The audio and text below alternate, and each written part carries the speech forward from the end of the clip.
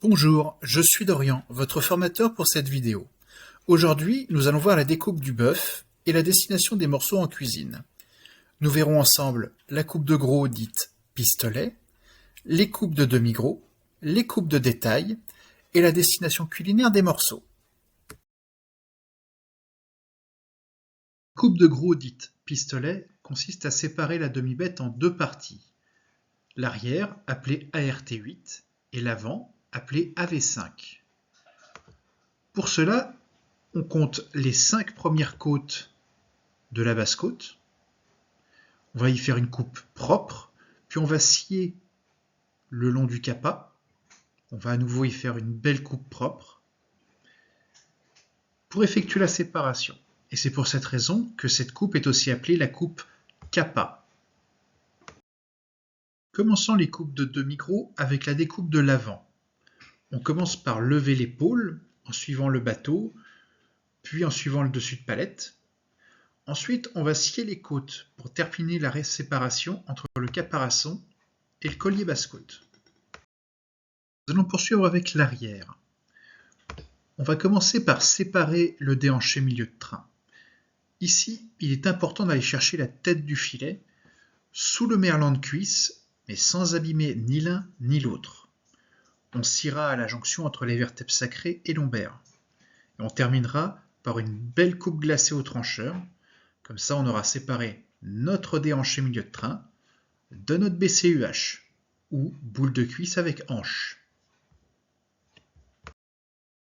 Voici notre première pose. Prenez de quoi écrire et indiquez dans votre entreprise de stage ou votre futur magasin comment êtes-vous livré. En demi-bête, en ART8, AV5, en morceaux encore plus détaillés. D'après vous, pourquoi? Mettez la vidéo en pause le temps de répondre. Passons maintenant à la découpe du caparaçon, aussi appelé capa. On commence par lever la hampe, puis on la prépare pour éviter qu'elle ne sèche. C'est un excellent beefsteak, autrefois considéré comme un abat. Ensuite, on coupe le capa en deux dans la longueur pour obtenir le pis et le panneau. Du pis, on obtient le flanchet et les poitrines. Du panneau, on obtient la bavette à pot-au-feu et les plats de côte couverts et découverts. Tous ces morceaux ont besoin d'une cuisson longue. Pour le collier basse-côte, on scie au niveau des 7 vertèbres cervicales. Attention, on ne scie que l'os et on termine au trancheur. On obtient notre collier avec la veine grasse, la veine maigre, la saignée et la salière. Mais tous ces morceaux ont la même destination. La marmite pour une cuisson longue, ou bien épluché pour le steak haché. On aura la chaînette que l'on va pouvoir aller récupérer tout de suite. Bien épluchée sur une bonne bête, elle vaut une araignée comme steak.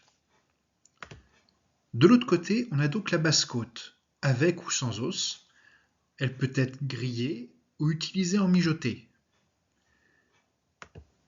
On peut aller plus loin encore, en allant jusqu'à lever le persillé.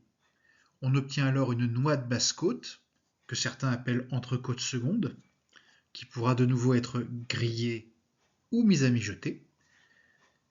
Et le persillé qui, comme son nom l'indique, est un morceau à steak très moelleux.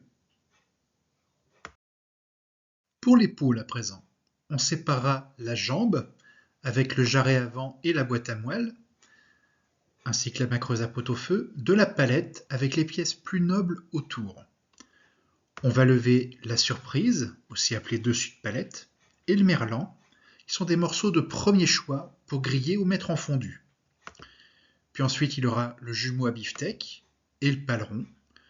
Selon la façon dont vous les travaillez, ils iront soit à griller, soit en mijoter. Enfin, la macreuse à beefsteak.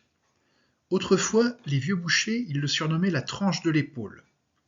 On fera donc des rôtis ou des beefsteaks dedans.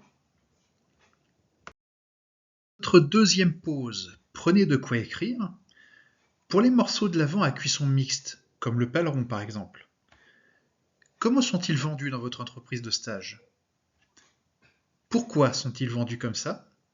Et est-ce que ça change selon la saison? Mettez la vidéo en pause le temps de répondre.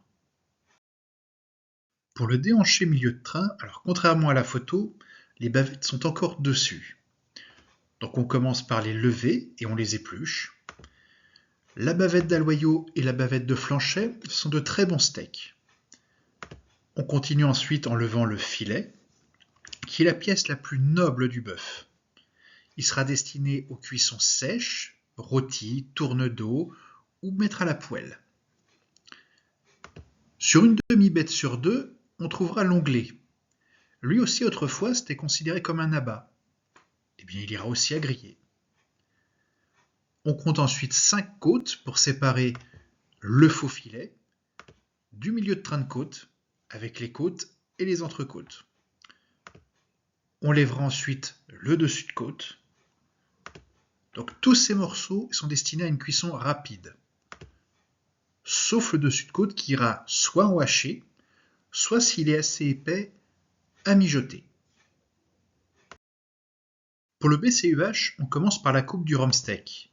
On dégage bien l'aiguillette baronne, puis on va scier le coxal en prenant comme repère l'attache du tendon et la pointe de l'ischiomme.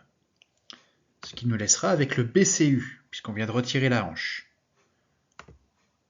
On coupe le jarret, qui ira à mijoter, ce qui nous laisse le globe. Sur une demi-bête sur deux, on aura la queue, qui elle aussi ira à mijoter. On lève ensuite l'araignée, qui ira en steak, puis la tente de tranche, la semelle, et la tranche, que les anciens bouchers appellent encore tranche grasse, d'où sa dénomination TG. Dans notre tente de tranche, ou TT, nous allons retrouver le cœur de tente de tranche, le dessus de tranche, les célèbres poires, merlan et fausse araignée. Tous ces morceaux iront en cuisson rapide, fondu, rôti, steak. Les affranchis et les parties fermes, elles, iront en haché. Présent, la tranche. On va commencer par lever le mouvant, puisque c'est de là que vient son nom, c'est le premier qu'on bouge.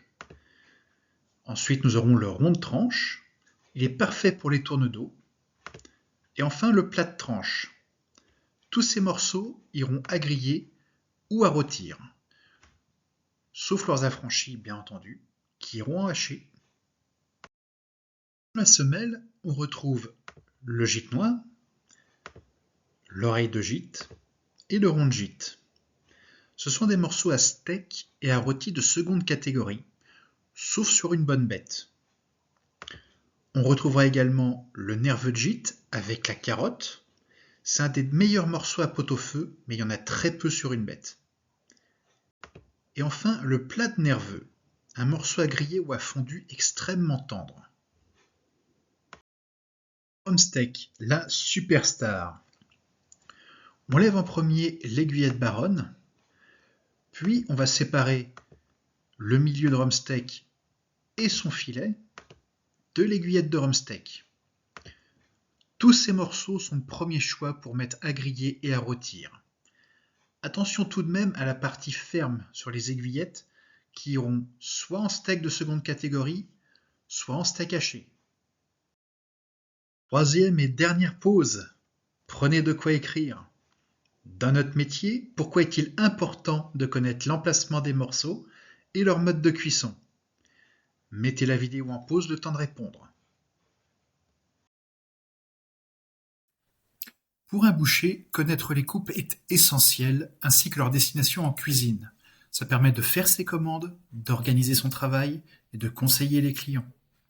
Nous avons vu la coupe pistolet, les coupes de demi-gros, les coupes de détail et la destination culinaire des morceaux. Merci d'avoir suivi cette capsule. Nous nous retrouvons en classe pour en discuter ensemble.